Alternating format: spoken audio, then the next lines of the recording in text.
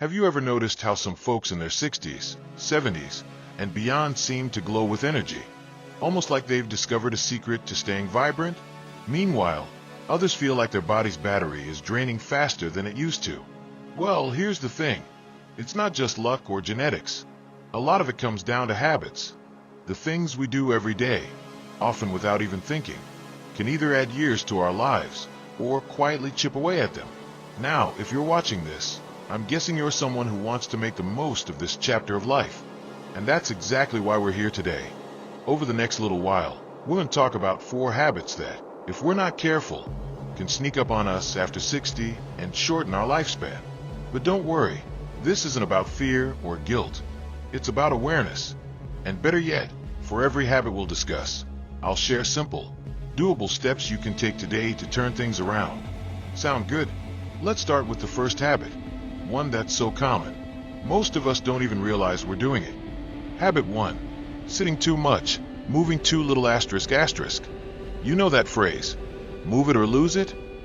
Turns out, it's not just a catchy saying. As we get older, sitting for long stretches can do more harm than we might think.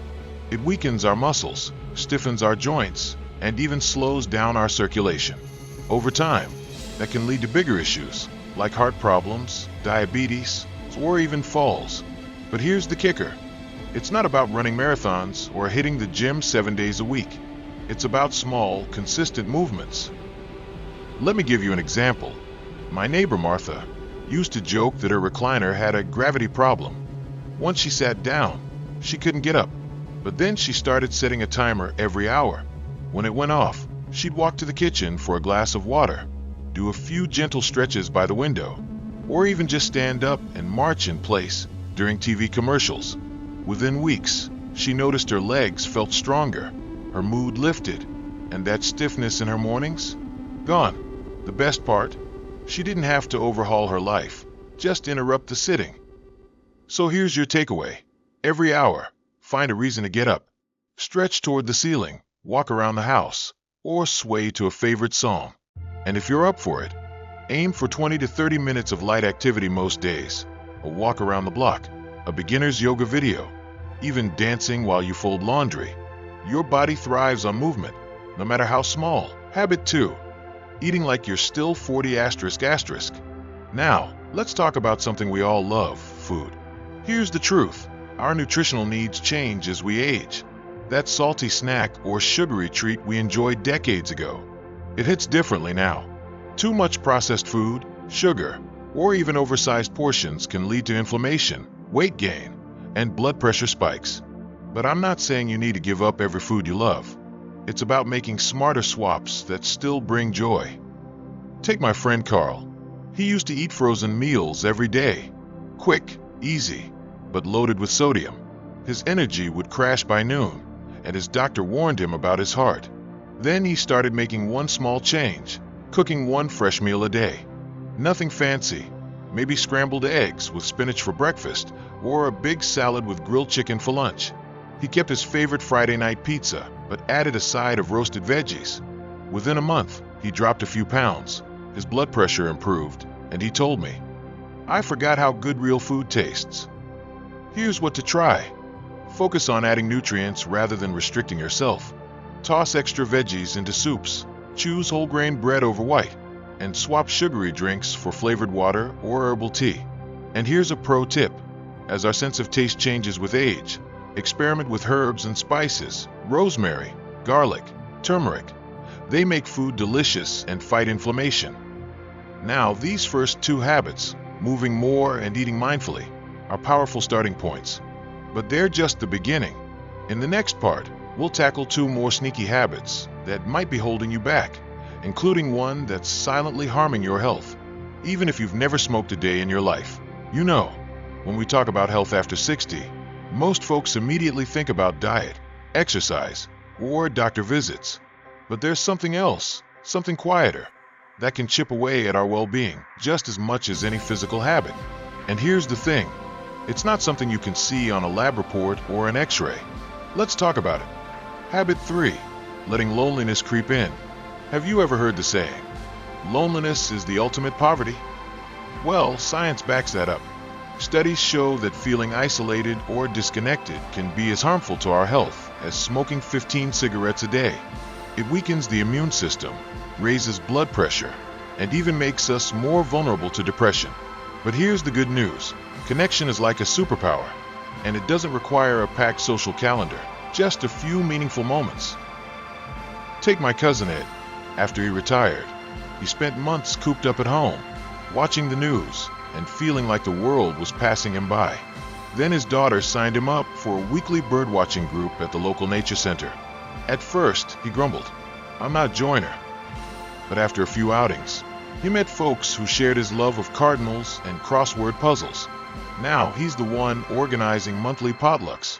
He told me, "I didn't realize how much I missed just chatting." And guess what? His doctor recently praised his lower cholesterol and brighter outlook. Coincidence? I don't think so. If you're feeling a little disconnected, start small. Call a family member during your morning coffee. Wave to a neighbor on your walk. Or join a virtual book club. Even volunteering once a month, say, at a food pantry or animal shelter, can remind you how much you matter. And if mobility's a challenge, technology's a wonderful bridge. My friend Helen taught herself to use video calls at 78. Now she has grandkid happy hour every Sunday. Remember, connection isn't about numbers, it's about heart. Habit 4. Brushing off poor sleep ***. Now, let's talk about something we all crave but often neglect: rest. As we age, it's easy to dismiss restless nights as just part of getting older. But here's the truth. Poor sleep isn't a badge of honor, it's a thief. It robs us of energy, clouds our thinking, and over time, can even raise the risk of heart disease or memory issues. But before you resign yourself to counting sheep, let me share a secret. Small tweaks can make a world of difference. Take my neighbor Rosa.